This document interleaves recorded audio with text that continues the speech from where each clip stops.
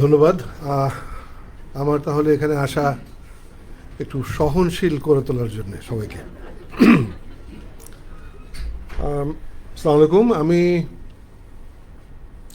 অনেক ব্যস্ত থাকি, আর এই ব্যস্ততার মধ্যে একটা মানুষ সব কথা খুব মনোযোগ দিয়ে শুনতে পারে না। আমাকে যখন এই অনুষ্ঠানে আমন্ত্রণ জানানো হয়েছিল, হয়তো অনেকভাবে বোঝানোর চেষ্টা হয়েছিল, কিন্তু আমি বুঝেছিলাম তিনটি শব্দ: আবুল হায়াত, রবিপথ, ক্যান্সার সার্ভাইভার।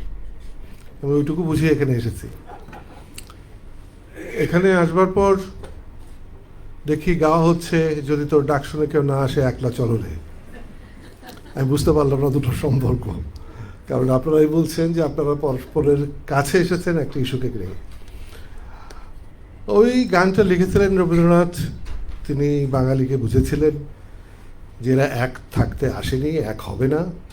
সুতরাং এটা সান্ত্বনা পুরস্কারের মতো গান লিখেছিলেন যে একলা চলবি, এটা গাইবি, এটা মনে জোর পাবি। কিন্তু আমি বিশ্বাস করি আপনারা কেউ এখানে একলা নন। আপনারা যে বিষয়টি নিয়ে কথা বলছেন, আমি আসবার পথে ভাবছিলাম যে এটা নিয়ে আমার তো আসলে তেমন কিছু বলার নেই, তো বলতে তো হবে। কি বলবো আমি? তখন আমার মনে হয়েছে যে বিষয়টা নিয়ে বলা হচ্ছে সে রোগটা অতি মারাত্মক, কিন্তু আমার বিশ্বাস এরও অধিক একটা মারাত্মক রোগে আমরা সবাই ভুগছি। এখানে যারা আছি কম বেশি সকলেই সে রোগটায় ভুগছি। সেটা আমি বলবো। তার আগে রবিপথ প্রসঙ্গে আসি। রবিপথ আসলে এটার সঙ্গে কোনো সম্পর্ক নেই।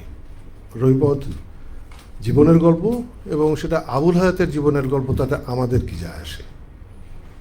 আমি মনে করি অনেক কিছু যায় আসে। এই যেমন একটু আগে উনি গল্প করছিলেন, ওনার বাবার অসুখ ছিল, উনি 500 টাকা বেতন পেতেন, 40 টাকা তার প্রত্যেক দিন খরচ হতো চিকিৎসার জন্যে।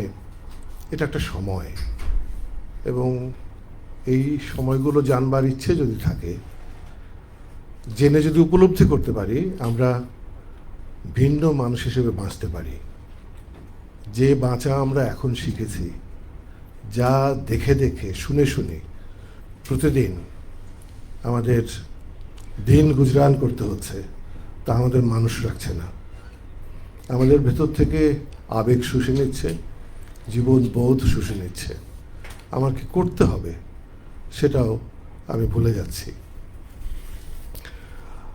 এখন বলি যে আমি আসলে একটু আগে যে বলছিলাম যে এর চেয়ে মারাত্মক একটা রোগ আছে। সেই রোগটা আসলে কি?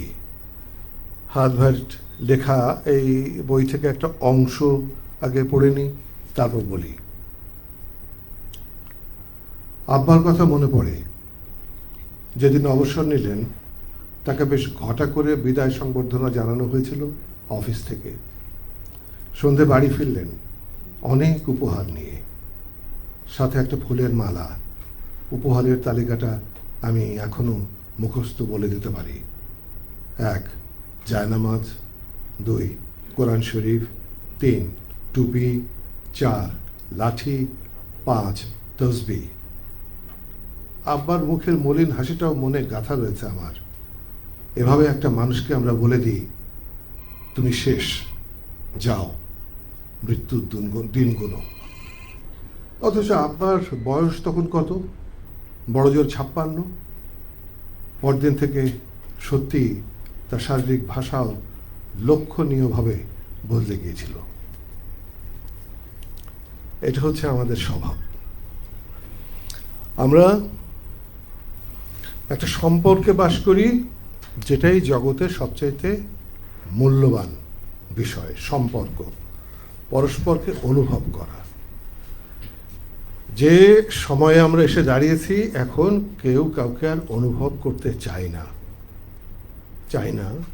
কিন্তু যদি শুনি কেউ হাসপাতালে আছেন, তাহলে ফল ফলারি কিনে পোটলা বেঁধে হাসপাতালে যাই দেখতে, তখন আমাদের সময় হয়। আমি সামনাসামনি উদাহরণ দিই। হায়াত ভাই আমার অত্যন্ত প্রিয় মানুষ। আমি তার এই অসুখ সম্পর্কে শুনে তার সামনে যাইনি। তার দুটো কারণ। একটা কারণ হচ্ছে যে তিনি অনেক ব্যস্ত মানুষ, আমি অনেক ব্যস্ত মানুষ, পরস্পরের দেখা সাক্ষাৎ খুব কম হয়। যখন অসুখটার কথা শুনলাম তখন হুট করে যে হাজির হব আর জিজ্ঞেস করবো হায়াত ভাই কেমন আছেন, এটা খুব ভালো দেখায় না। মানুষটা এখন অত্যন্ত স্পর্শকাতর। যে তার সামনে নেই, হঠাৎ করে সেরকম 10 জন তার সামনে গিয়ে হাজির হলে সেটা তার জন্য খুব সুখকর নয়। তার সমস্ত খবর আমি পেতাম তার কন্যার কাছ থেকে। তার সঙ্গে আমার একটা আলাদা ধরনের সম্পর্ক আছে। ও ছবি আঁকে, আমি ছবি আঁকি, এবং আমাদের বহুবিধ বিষয় নিয়ে কথা হয়। ওর কাছ থেকে আমি তথ্য পেতাম যে কেমন আছেন, কখন সুবিধা হচ্ছে, কখন অসুবিধা হচ্ছে। এই যে হায়াত ভাই বলছিলেন যে যেদিন প্রথম জানতে পারলেন যে ওনার এই অসুখটা হয়েছে, কেউ কি ভেবে দেখেছেন যে বর্ণনা দিচ্ছেন গাড়িতে সবাই ফিরছে, সবাই হাসি ঠাট্টা করছে, উনি একা কথা বলছেন না। সবাই হাসি ঠাট্টা কেন করতে পারছিল? কারণ সবাই তার কাছের মানুষ। কাউকে প্রমাণ দিতে হবে না যে আমি তোমার কাছের মানুষ। সেজন্যে তারা ওই হাসি ঠাট্টার মধ্য দিয়ে তাকে বোঝাতে চাইছিলেন যে তোমার কিছু হয়নি।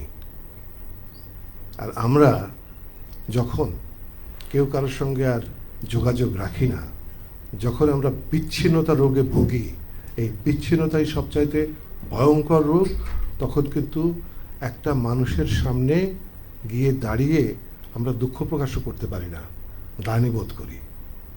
তো এই জীবনটা কেন?